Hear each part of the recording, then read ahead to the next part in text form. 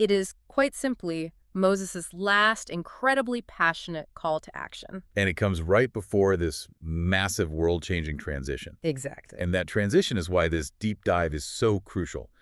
Deuteronomy functions as this pivotal bridge. Our mission here is to, extract its central structure, its theological themes, and really understand why it became the blueprint for Israel's entire future. So it dictates the course of books like Joshua, Judges, and Kings. Absolutely. It's interesting, the title itself sort of hints at the book's complexity.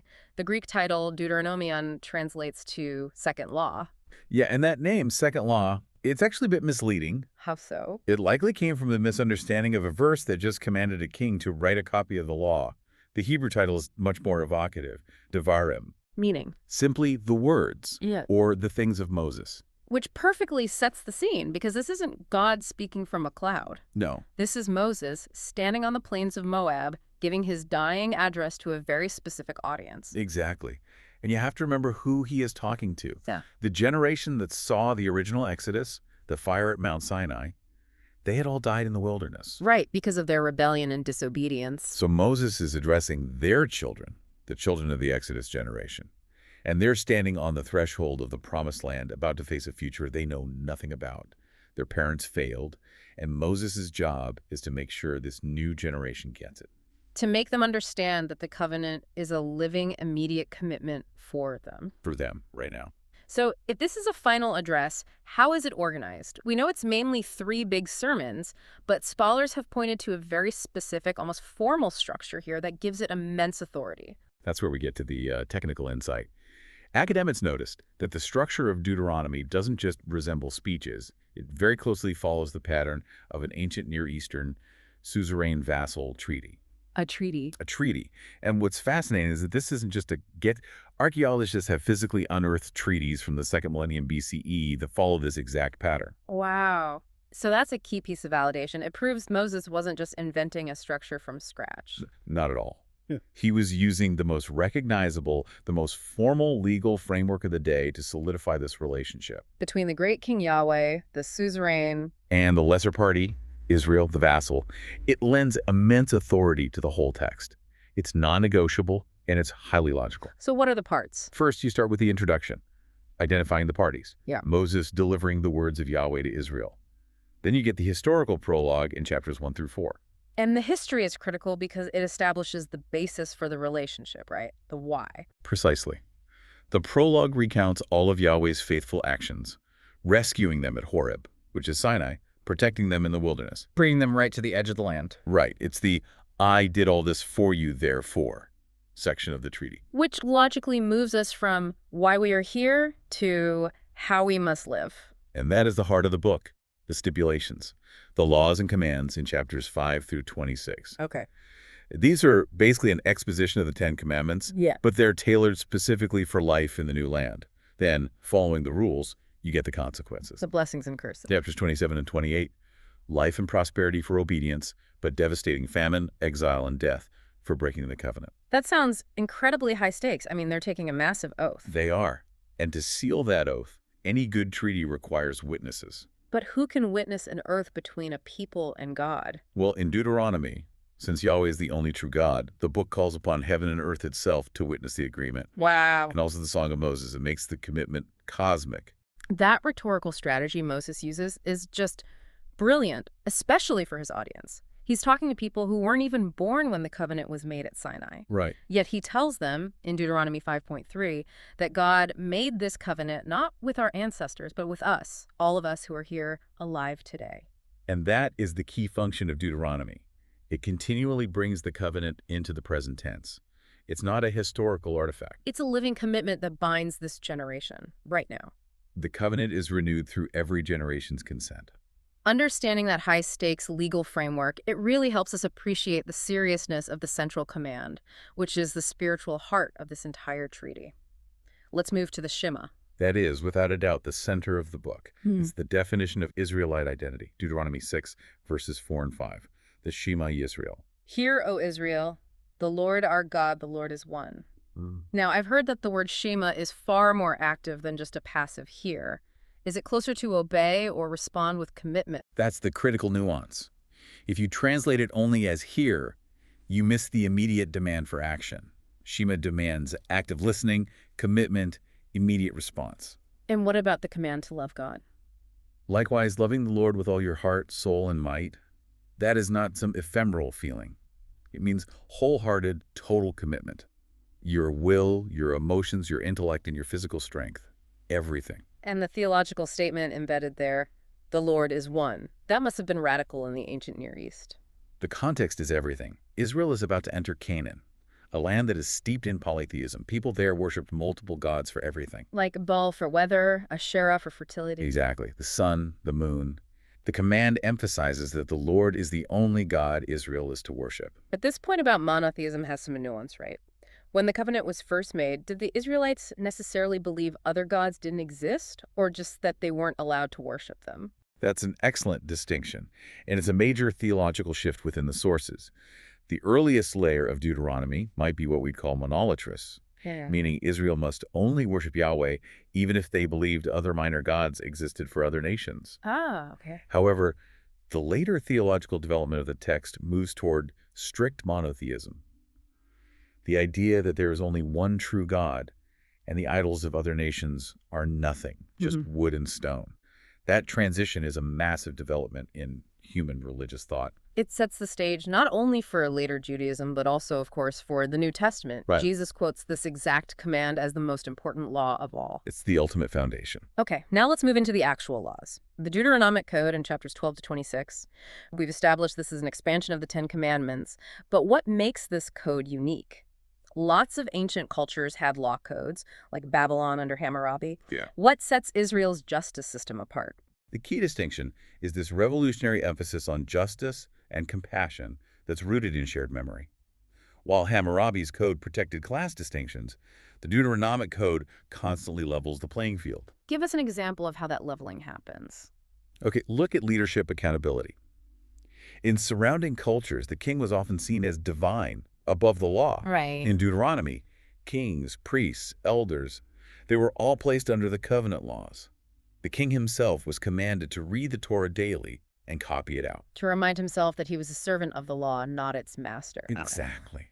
That is a remarkable inversion of power. It really is. And the social laws, they demonstrate this radical compassion. There's constant repeated instruction to care for the vulnerable. The foreigner, the orphan, and the widow? Yes, the foreigner or immigrant, the fatherless, and the widow.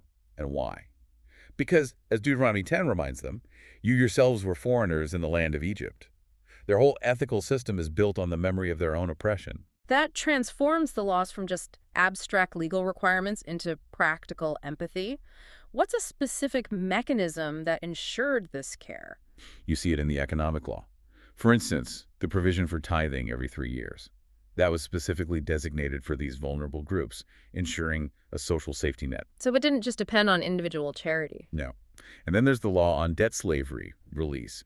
After 6 years, a Hebrew servant had to be released, and this is the key, generously provisioned with gifts: sheep, grain, wine. To ensure they had a fighting chance at real freedom. A provision almost unheard of among their neighbors.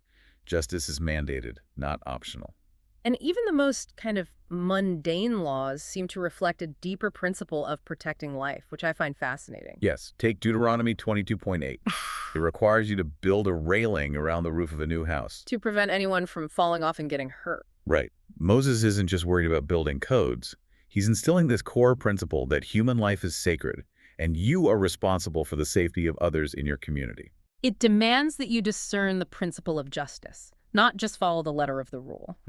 Okay, so let's shift to the latter part of his address, the famous ultimatum of blessings and curses. He delivers this incredible choice, life or death, but he seems remarkably clear that he expects them to choose failure. He is not optimistic at all. Chapters 29 and 30, they confirm his prophetic insight.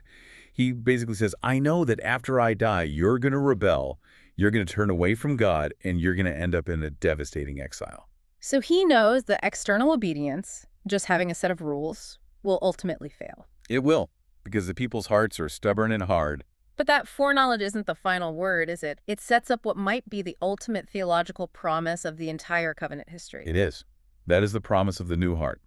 Moses promises that in exile, when Israel finally hits rock bottom, if they return to God, God will intervene directly. What does he say? He says God will circumcise your hearts so that you may love him with your heart and soul and live. This is the key insight. The problem isn't the law. The problem is the human heart. It's the same problem from back in Genesis.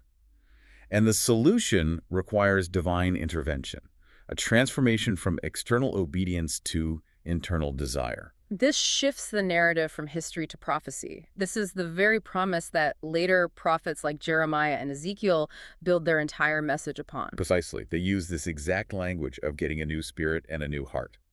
It's the theological climax of the Torah, acknowledging human frailty while guaranteeing a future divine solution. And as Moses prepares them, he's not just giving sermons, he's also giving them these heroic history lessons to boost their morale.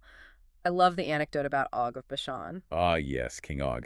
Moses retells the story of defeating him, but he adapts it specifically for this new generation. Who are nervous about the giants they expect to find in Canaan. Right. So he includes that incredible, memorable detail about Og's iron bed being 9 cubits long. Which is, what, over 13 feet? Over 13 feet? Wait, a 13-foot bed. That's not just a king. That's almost mythological. He's not just giving a historical report. He's telling a heroic war story to pump up the troops. Exactly. It's rhetorical strategy built on assurance. He's reminding them, you're afraid of giants, don't be. We already defeated the giant king, the one who slept in a 13-foot bed. God gave us victory before, and he will again. It turns historical memory into courage for the future. And then, after all these words of instruction, prophecy, and courage, Moses' own story just draws to this abrupt, profound end. He dies on Mount Nebo, looking out at the land he's forbidden to enter. The source material intentionally places this right alongside the covenant failure. Moses, the greatest leader, is himself excluded. We know the stated reason is that he struck the rock twice instead of speaking to it.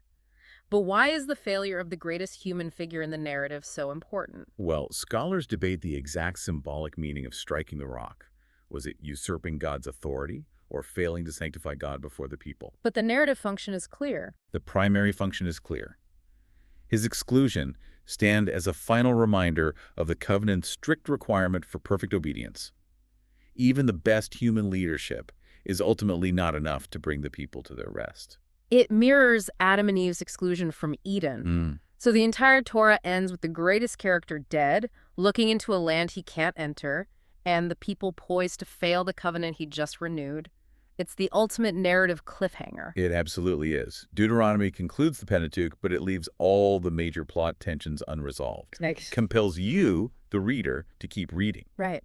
When will the descendant crush the head of evil as promised in Genesis? How will God restore blessing to all nations through Abraham's family? And most critically, how will God transform the hearts of his people since they can't seem to manage it themselves? All left hanging. So if we step back, Deuteronomy's legacy is really its dual function. It's this structured, authoritative theological statement binding the people to God through law, and at the same time, it's a blueprint for judging the failure and success of every future king and judge. Precisely.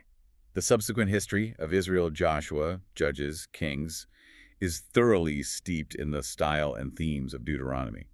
It is the critical standard against which Israel's entire national life is measured. And as we close this deep dive, there's one final fascinating tension left hanging at the very end. Deuteronomy 34 insists that never again did there arise in Israel a prophet like Moses. That statement cements his unique status. He's the ultimate prophet, the unparalleled mediator of the covenant.